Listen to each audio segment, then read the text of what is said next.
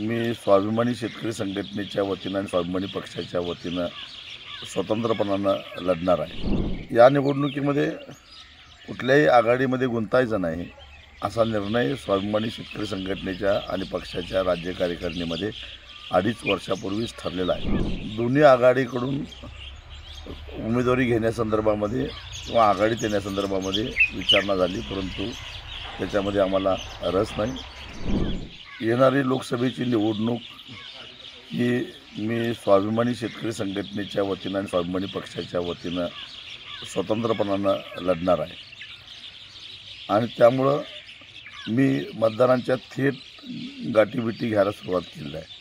अर्थात आजच सुरू केलेला अशातला बातमी गेल्या 3 महिन्यापासून हा माझा संपर्क दौरा चालू आहे आणि जवळपास सगळा मतदारसंघ माझा आता संपत आलेला आहे।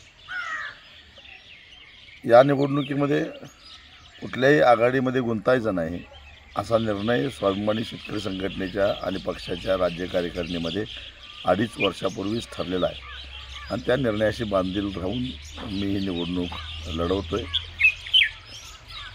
असं बघायला गेलं तर दोन्ही आघाडीकडून उमेदवारी घेण्यासंदर्भामध्ये किंवा आघाडीत येण्यासंदर्भामध्ये विचारणा झाली, परंतु त्याच्यामध्ये आम्हाला रस नाही। ग्रामीण भागातील प्रश्न, शेतकरी आणि शेतकऱ्यांची चळवळ याच्या पलीकडे आता आम्ही कशामध्येही गुंतणार नाही आणि म्हणून स्वतंत्रपणानं निवडणूक लढवण्याचा निर्णय घेतलेला आहे। आता एखाद्या आघाडीनं आमच्या विरोधात उमेदवारच उभा करायचा नाही असं ठरवलं तर तो त्यांचा प्रश्न आहे।